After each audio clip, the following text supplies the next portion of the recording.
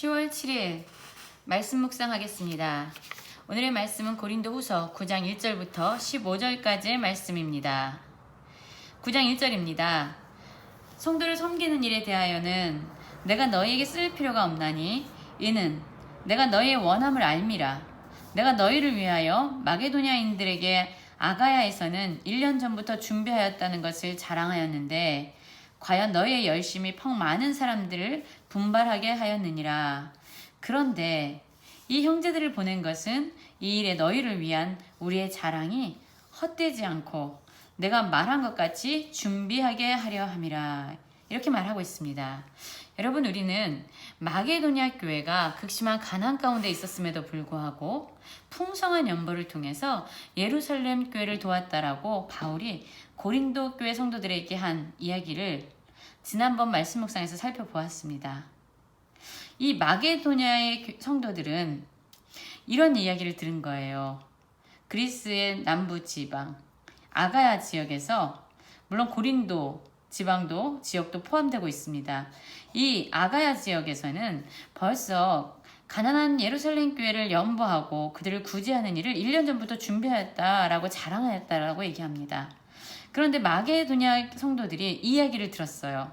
그래서 자기들도 이 일에 열심으로 동참하고 싶다라고 하면서 열심히 분발되었다라고 얘기합니다. 그래서 그들은 힘에 지나도록 자원하는 심령으로 가난한 예루살렘 교회를 도울 수 있었다라고 이야기합니다. 그런데 문제는 이렇게 마게도냐 교회로 하여금 분발하게 했던 이 아가야 지방, 특별히 고린도 교회 성도들은 처음에는 예루살렘 교회를 연보하고 구제하는 일에 열심으로 그 일에 동참하려고 계획을 세웠습니다. 그런데 우리가 지난 시간부터 계속 살펴보는 것처럼 이 고린도 교회에 거짓 교사가 들어와서 바울의 사도권을 흔들고 성도들로 하여금 바울을 의심하게 하고 불신하게 했죠. 그 일과 더불어서 이 고린도 교회가 처음부터 계획했던 가난한 예루살렘 교회를 돕고자 했던 그들의 계획 역시 1년 동안 진행되지 않는 상태에 있었던 것입니다. 그래서 바울은 다시금 고린도 교회가 예루살렘 교회를 연보하는 일에 다시금 분발하고 준비하라고 권면하고 있는 말씀을 오늘 말씀 묵상에서 살펴보고 있는 것입니다. 그러면서 또 이렇게 얘기하죠. 마게도냐인들이 나와 함께 가서 너희가 준비하지 아니한 것을 보면 너희는 고사하고 우리가 이 믿던 것에 부끄러움을 당할까 두려워한다 라고 얘기합니다.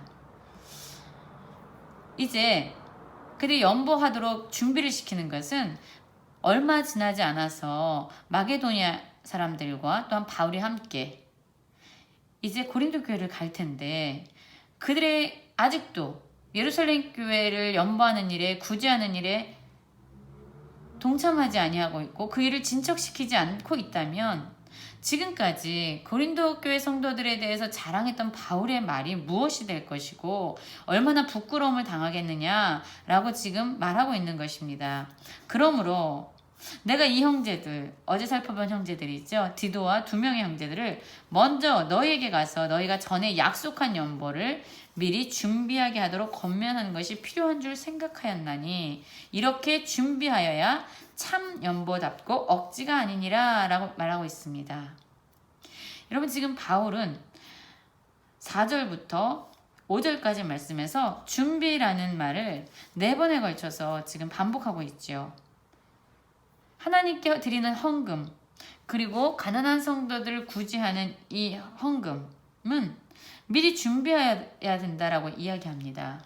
그리고 여기서 전에 약속한 연보라고 이야기하고 있는데 사실 이 원어적인 뜻은 바로 약속하던 너희의 축복이란 뜻입니다. 그래서 연보를 축복이라고 이야기하고 있어요.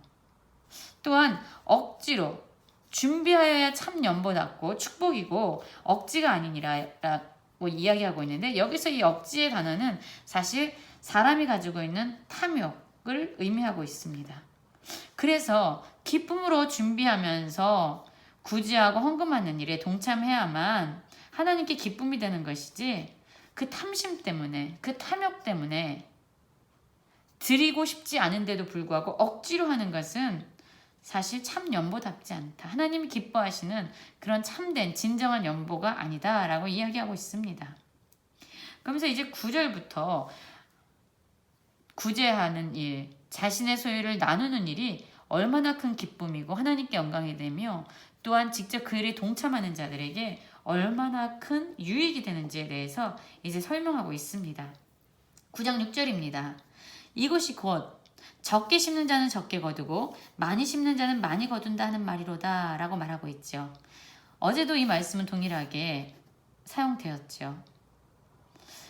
여러분, 여기서 적다라는 의미는 어떤 물질의 많고 적음, 물질의 양보다는 물질, 헌금하는 사람들의 마음의 자세를 이야기하고 있습니다. 그래서 여기서의 적게는 인색함으로 드린다는 거예요. 마음이 너무나도 인색해서 드리는 거예요.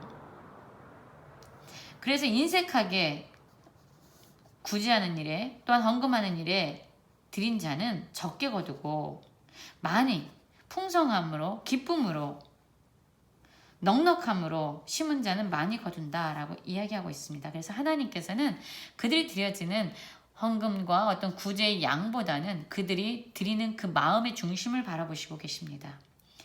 각각 그 마음에 정한 대로 할 것이요 인색함으로나 억지로 하지 말지니 하나님은 즐겨 내는 자를 사랑하신다라고 말하고 있죠. 여러분, 여기서도 또한 말씀하고 있습니다. 마음에 정한 대로 내는데 하나님이 말씀하신 그 마음에 정한 대로 이것을 하는데 인색함으로나 억지로 인간의 탐욕 때문에 아끼려고 하는 마음으로 하지 말라는 거예요. 구제하는 일에 헌금하는 일은 즐겁게 해야 한다라고 얘기해요. 왜냐하면 이렇게 즐겁게 내는 자를 하나님께서 사랑하신다라고 말씀하고 계시죠.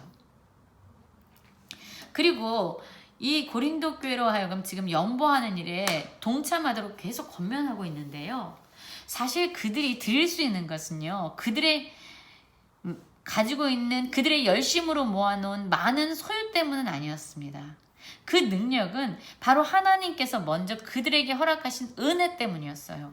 9장 8절이죠. 하나님의 능히 모든 은혜를 너희에게 넘치게 하시나니 이는 너희로 모든 일에 항상 모든 것이 넉넉하여 모든 착한 일을 넘치게 하게 하려 하심이라. 하나님께서 우리에게 은혜를 주십니다. 하나님께서 모든 은혜를 우리에게 허락하셨어요. 넘치게 주셨어요. 왜냐하면 이제 내가 은혜 받은 자로 내가 누리고 내가 일평생 소유하고 내가 즐기면서 살아야지 그 목적으로 주시지 않는다는 거예요. 하나님께서는 모든 일에 항상 넉넉히 주시는데 그것은 모든 착한 일에 넘치게 하려 하신다라고 얘기합니다. 하나님이 선하다라고 말씀하시는 그 일에 우리가 넘치도록 동참하고 기쁨으로 함께 하도록 하시기 위해서 우리에게 은혜를 주시고 우리의 모든 것을 항상 넉넉하게 채워주신다라고 말씀하십니다. 그러면서 기록된 바 그가 흩어 가난한 자들에게 주었으니 그의 의가 영원토록 있느니라. 여러분, 가난한 자들한테 주었는데요, 하나님께서는 그의 의를 영원토록 있게 하시겠다라고 말하죠. 사람들에게 베풀었는데 하나님께서 보상하신다라는 이야기입니다. 그러면서 심는 자에게 씨와 먹을 양식을 주시는 이가 너희 심을 것을 주사 풍성하게 하시고 너의 의의 열매를 더하게 하시리니 이는 모든 일에 넉넉하여 너그럽게 연보함은 그들이 우리로 말미암아 하나님께 감사하게 하는 것이라 라고 얘기하고 있죠. 여러분, 한번 볼까요?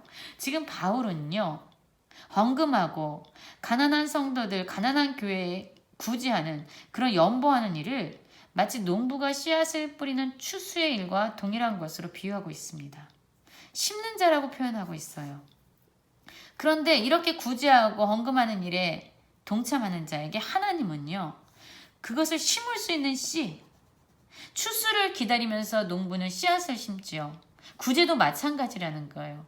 하나님께서 풍성한 아주 넉넉하고 넘치는 그런 추수를 주실 것을 기대함으로 믿으면서 우리는 이 구제하고 헌금하는 일에 동참하고 있다는 것이에요. 심는 자에게 씨와 먹을 양식을 주시는 이가 바로 하나님이십니다.